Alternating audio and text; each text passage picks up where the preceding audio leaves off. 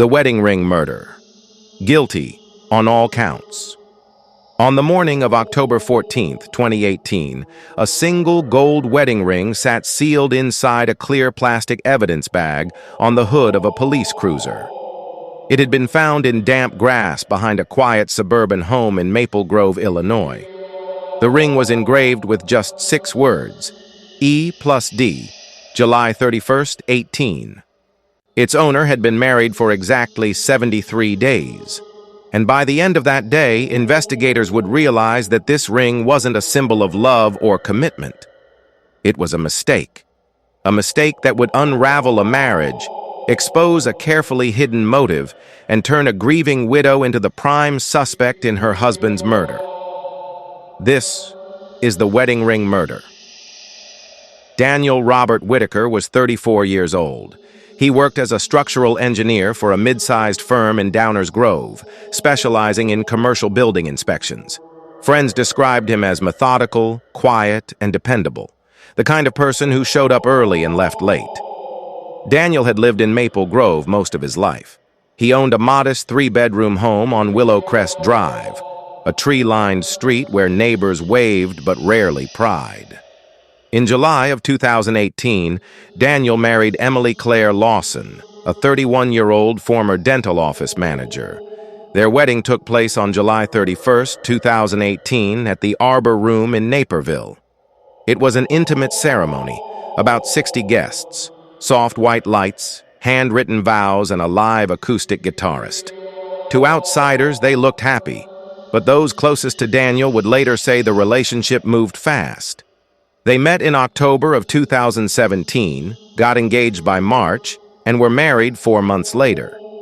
And in August of 2018, Daniel quietly updated his life insurance policy. The payout? $750,000. Saturday, October 13th, 2018, started normally. Daniel spent the afternoon watching college football. At around 8:15 p.m., he left the house to meet co-workers at Rocco's Tavern on Ogden Avenue, about 10 minutes away. Receipts and security footage later confirmed he left the bar at 9:12 p.m. At 9:47 p.m., a neighbor's Ring doorbell camera recorded Daniel pulling into his driveway. According to Emily, the two argued shortly after he got home. She would later say it was about money, then jealousy, then work stress. Her story would change. Emily told police that at 10:02 p.m., Daniel left the house for a walk to cool off.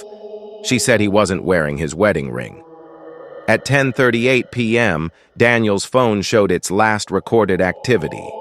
At 11:26 p.m., Emily placed a call to 911. Her voice was calm, almost rehearsed. She reported her husband missing. At 6:41 a.m. the following morning, a jogger discovered a body near the wooded edge of Kessler Park, less than half a mile from Daniel's home. It was Daniel Whitaker. He was lying face down near a walking path. There were no signs of robbery. His wallet was still in his pocket. His phone was still on him. But there was a deep wound to the back of his head. The medical examiner would later determine Daniel died from blunt force trauma, likely caused by a single forceful strike. Time of death was estimated between 10:30 and 11 p.m. And there was one detail investigators couldn't ignore. Daniel's wedding ring was missing. The lead investigator was Detective Laura Mendel, a 17-year veteran of the Maple Grove Police Department. Emily Whitaker was interviewed that same morning. She appeared composed, dry-eyed. She said Daniel had stormed out after an argument and never returned. But inconsistencies quickly emerged. Emily initially claimed the argument was about finances. Later, she said it was about a female co-worker. She told police Daniel never wore his ring on walks, yet friends confirmed he rarely took it off. Within 48 hours, Emily contacted Daniel's insurance provider.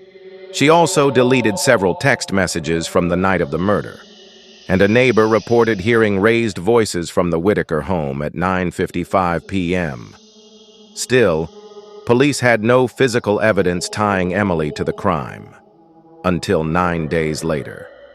On October 22nd, 2018, A maintenance worker trimming brush behind Willowcrest Drive found something unusual near the Whitaker property fence, a gold wedding ring, engraved E+D 73118. Daniel's ring. But something was off. The soil beneath it was undisturbed. Forensic analysis revealed the ring had been placed there days after the murder, not the night Daniel died. Emily's fingerprints were found inside the band. Daniel's DNA was not. Detective Mendel realized the truth. The ring hadn't been lost, it had been planted. Investigators dug deeper into Emily's life. They uncovered tens of thousands of dollars in hidden credit card debt. They discovered Emily had resumed contact with her former fiancé, Michael Reeves, just weeks before the wedding. Cloud-recovered messages showed plans, regret, and resentment. Daniel had recently told a friend he was starting to feel trapped. On November 3, 2018, at 7:14 a.m., police arrested Emily Whitaker at her parents' home in Aurora, Illinois. She was charged with first-degree murder and evidence tampering. The trial began in May of 2019. Prosecutors argued Emily struck Daniel during a heated argument, then staged the story of a walk to create distance. The defense claimed the case was circumstantial, but the ring told a different story. On June 18, 2019, the jury returned its verdict. Guilty on all counts.